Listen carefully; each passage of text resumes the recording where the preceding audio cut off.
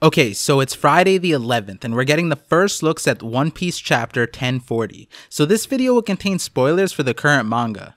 Just an update before jumping into the chapter. Thank you for getting me to 10,000 subs. I'll be making a community post or video soon to provide more updates and give a proper thank you. Also, I'm pretty sure that means I unlock super subs. I'm not really too sure what that means yet, but I'm also considering live streaming soon. But I also don't want that to kill my channel, so I'll figure out some way to make that happen. There's honestly a lot, and on top of that, I'm decently backlogged on my videos, which is good news for you guys because there's a lot of videos, but also bad news because I need more time to get the videos out. That being said, if you're curious about what I'm talking about in future videos, I'm bad at surprises and I end up teasing my future videos in the form of tweets, so definitely check out my Twitter. Anyways, so starting with the chapter 1040 cover, this is definitely an interesting panel. We see a more up-close view of Neji and Yonji's current predicament, and both of their thoughts of how they got defeated and captured.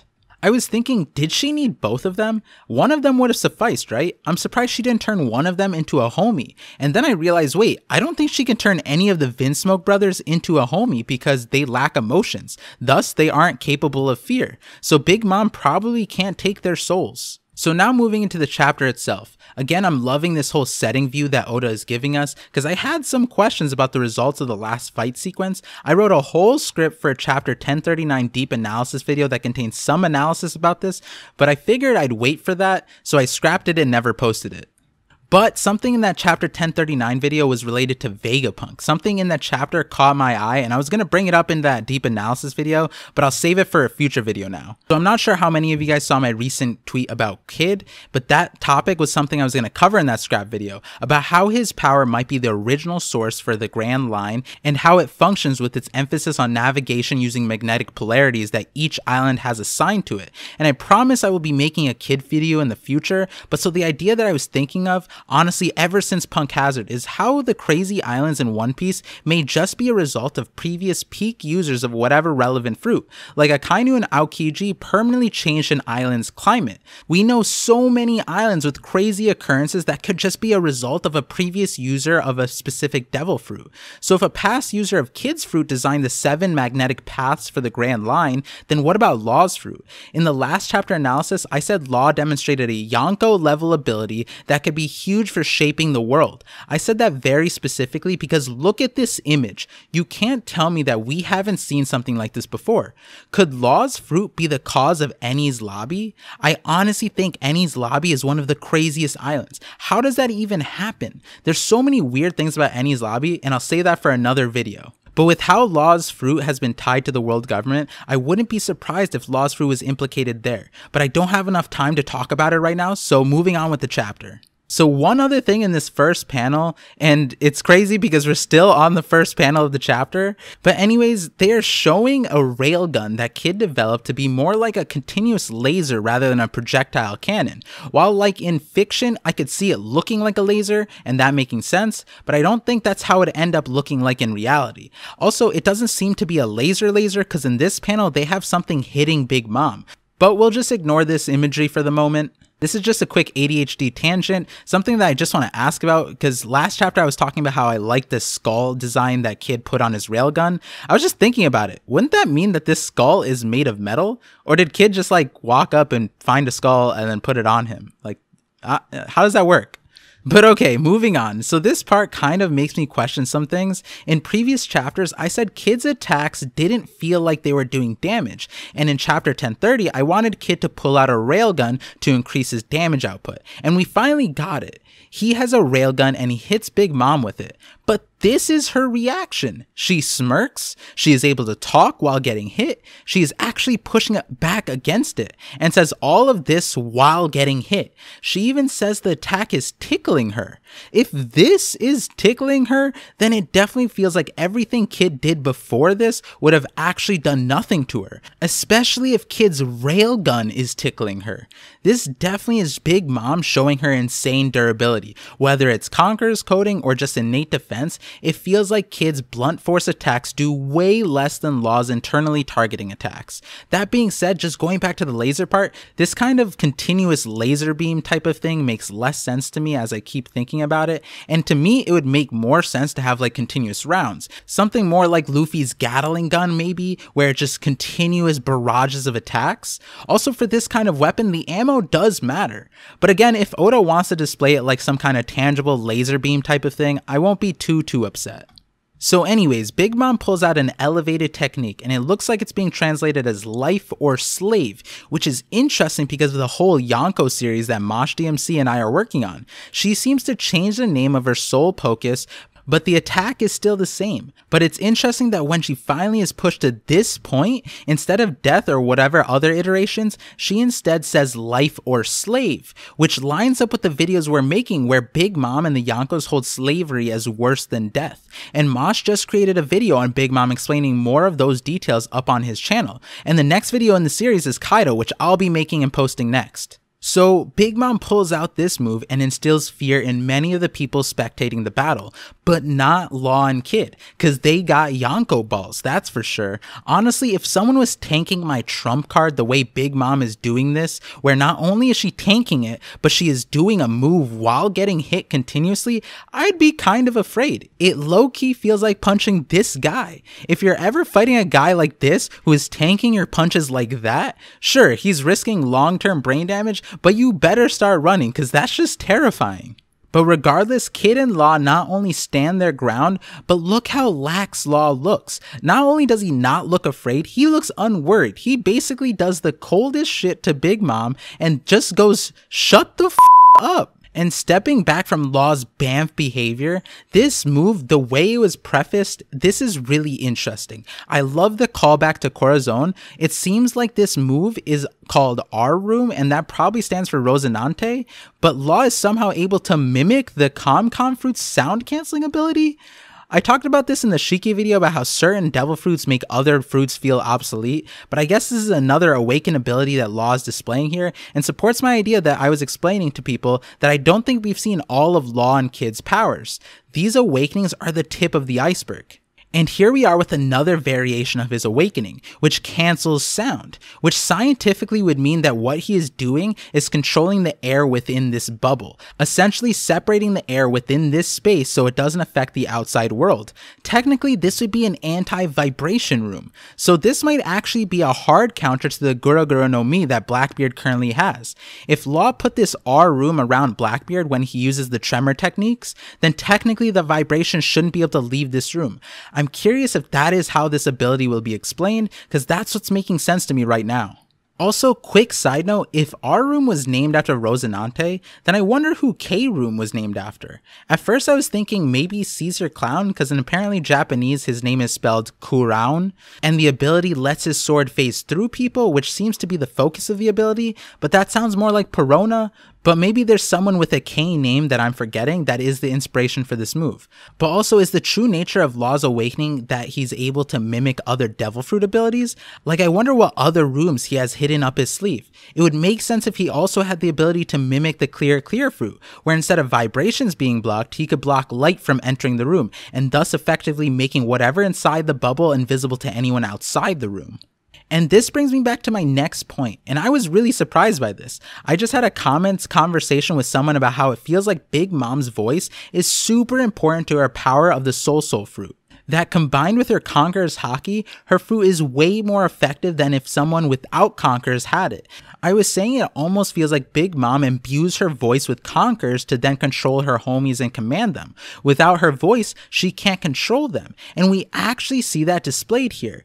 This is why I love talking to you all in the comments, because it draws out more of my thinking, and I try my best to respond to as many people as I can, so I can have cool moments like this where I say something and then it just happens in the chapter. But so I think it's really important to note how debilitating it was for Big Mom's voice to be removed here. And while all this happens, Kid finally breaks through with his firepower and brings Big Mom down through the hole, it seems, and Yamato sees Big Mom. And I'm not too sure what happens here, but it looks like Big Mom set off a bomb on her way down and Kazunbo gets taken out because of the explosion, which seems kind of odd to me, because wouldn't that just empower it? But yeah, it definitely looks like Kazunbo is out of the equation now. And because of the explosion, Big Mom takes out a big chunk of Onigashima, but on top of that continues the pattern. We first saw Queen get blasted off of Onigashima, then we saw King get cut down and dropped off of Onigashima. Now it's Big Mom's turn and she gets slammed out of Onigashima. So does that mean we'll see the exact same thing from Kaido? And from what it looks like, we've gone all the directions besides straight up. So maybe Luffy defeats Kaido, and maybe it'll be like Luffy launches Kaido so hard he disperses the clouds and reveals the rising sun in the background. And like Big Mom, Kaido will have a similar inner monologue. Now looking at Big Mom's inner monologue, this is probably going to be a huge emphasis in my deep dive video because I think there's a lot of hidden meanings here. So I definitely want to wait until the official translation so I can really fully understand these panels. But to not leave you hanging here, based on this conversation, it almost seems like Big Mom and the Yonkos were following some sort of directive. Something that would uphold order, and Roger broke that order and left the Yonkos with a huge burden. Like, okay, first of all, watch the Rock's Mystery Dream video and get on that series. I put the playlist for all the videos in the description because we talk about all of this in the series. But based off of these translations, it feels like there was some kind of agreement or understanding possibly that came out of God Valley. And Roger and the Rock's pirates and maybe everyone present there came to the same understanding. But Roger was actually the selfish one that broke the wheel, essentially leaving the rest of the people to deal with the ramifications of Roger's selfishness. I'm going to wait for the official translations to really do a deep dive here, but these lines really piqued my interest.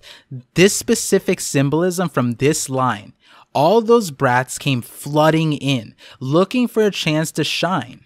The panel is of Brook and Robin navigating a burning building. And do you remember what Rayleigh said about Roger's final speech? He said he set a wildfire loose on the world, essentially that the whole world was ablaze. And Big Mom says the young ones are flooding in. And Oda chooses to end this double-page spread that seems really important with Raizo saying, "I need water." And without getting carried away, but does this relate back to the geography of the planet and the possible final resolution to flood the planet to quell the flames of a revolution?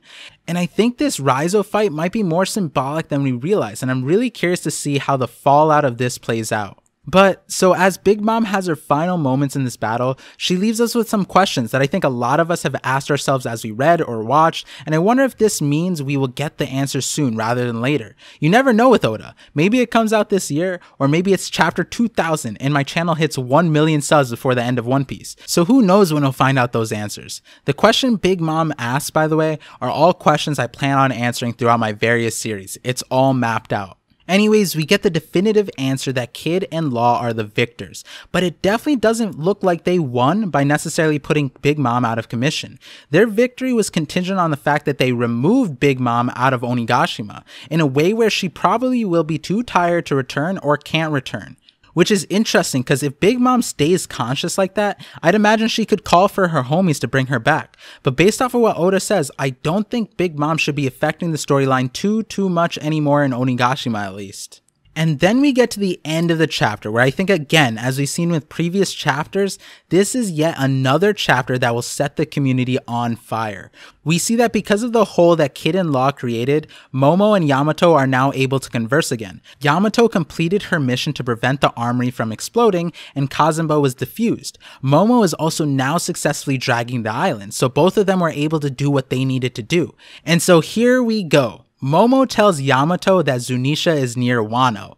This confirms that last chapter Zunisha was talking to Momo at the beginning, and Yamato recalls Zunisha from Oden's journal, and then Momo drops this information. That Zunisha was Joy Boy's companion, and I want to wait for the official translations because there might be slight changes in how it's presented to us, but I'd like to trust the overall meaning, that yes, Zunisha is tied to Joy Boy. I think this tells us Zunisha is not Joy Boy, but now I think the message is more clear and I don't have to wait for that deep analysis to talk about this. I think this confirms that Zunisha was actually Pluton. It makes sense because Zunisha does fulfill many of the requirements. There's no denying that Zunisha can just wipe an island without even noticing probably. And then there's this line from Tom, and I think it's foreshadowing, where he describes the ship to Frankie and Iceberg as the most dangerous beast. But so why Pluton? Well, Joy Boy was already tied to Poseidon, and now Momo is saying Zunisha was Joy Boy's friend. And then if you think of the crime that Zunisha might have committed, it's probably what Joy Boy was apologizing for in the Poneglyph, to what seems like the previous Poseidon. King Neptune says specifically that Joy Boy was apologizing to the mermaid princess at the time of the Void Century, which just makes sense to be the previous Poseidon. And now combining this, I was going to save this for my ancient weapon video, but I won't connect the final dot because it won't make sense here. But okay, so when Roger's crew is on Fishman Island, King Neptune is flabbergasted that Roger is in search of the ancient weapons, and Rayleigh clarified, it's not the weapon we're after, Neptune, it's the people who called it a weapon. And this thematic of weapons comes back of how weapons are only evil based on the user and perspective, which I'll elaborate in the ancient weapons video. So my thinking is pretty clear and it makes sense. The ancient weapons aren't actually inherently weapons. They are things that hold the potential to be destructive, which we kind of already knew. Like Otahime says, Poseidon holds the power to sink the world or save countless lives. If you see it as something that can sink the world, you'll see it as a weapon. It's all about perspective, and we know that Poseidon, one of the ancient weapons, was just a person. Poseidon who is able to transfer the will or power, not too different than what we're feeling like with Joy Boy. Everyone's waiting for Joy Boy's return, just like how Poseidon was prophesied to return also. So it's very clear that when Otahime says a certain person will guide Poseidon into how to use the power, that person was Joy Boy. Joy Boy was friends with Poseidon, and Joy Boy is also now confirmed to be friends with Zunisha, who I'm saying is probably Pluton. So you know what this sounds like? Joy Boy was a pirate captain, which is kind of obvious, and the ancient weapons were probably just the name of his 3 commanders, and that makes sense. I mean, look at Kaido's commanders' names. They're commonly referred to as the Calamities. If somehow down the line, 800 years later, the history removed and all you had to go off were their epithets, then history would refer to them as the Drought, the Plague, and the Conflagration, or Wildfire. People would just think these things were some horrible global disasters rather than people. Even the monster trio, Zoro is now called the King of Hell. I wouldn't think about a green swordsman when I think about King of Hell. So I think it makes sense if the ancient weapons were just prominent members of Joy Boy's crew. The crime that Zunisha committed was against another commander in Joy Boy's crew, which resulted in Joy Boy probably being the one to punish Zunisha for betraying the crew in some sense. Now, I don't think we can be too sure about what Zunisha actually is just yet, because in my Devil Fruit boat video, I talk about how a ship can gain a will and probably consume a devil fruit or even the sheer willpower to transform, or maybe Zunisha's elephant state is a result of Joy Boy's punishment. Zunisha could be an elephant, or it could have been a person, or it could have been a ship. Any of those could plausibly be considered a pirate captain's companion. I think this makes a lot of sense, and I'm going to dive deeper in a future video. But also, if this is the line of thinking, you already know I'm thinking of Uranus. If Uranus is representative of the power someone holds and was related to other commanders, then I have a pretty good idea for 2 options, or possibly who might be the current ancient weapon Uranus. And it makes sense if this last power was a commander in Joy Boy's crew and thus related to Joy Boy somehow. This chapter, again, I don't get it. Oda is just making each and every chapter like the best package deals we could ever possibly ask for. The emotional roller coasters and the amount of participation that these chapters invoke out of me, I know for a fact that even though I was too shy to participate in the community years ago, and I just mustered up the courage to talk like 3 months ago, these chapters would have given me no choice but talk to people in the community, online, wherever. These chapters are so exciting. If you guys like my reactions, please share them as much as possible. I think the last 3 chapter reactions have all been really exciting. It would mean a lot to me if you shared them. And more importantly, watch that series with the Yonkos, especially on Mosh DMC's channel. We knew it would relate to the chapters, but we didn't realize it would give this much context to these chapters. And so, like always, thank you for connecting with me, and I'm looking forward to connecting with you all on the next part vision.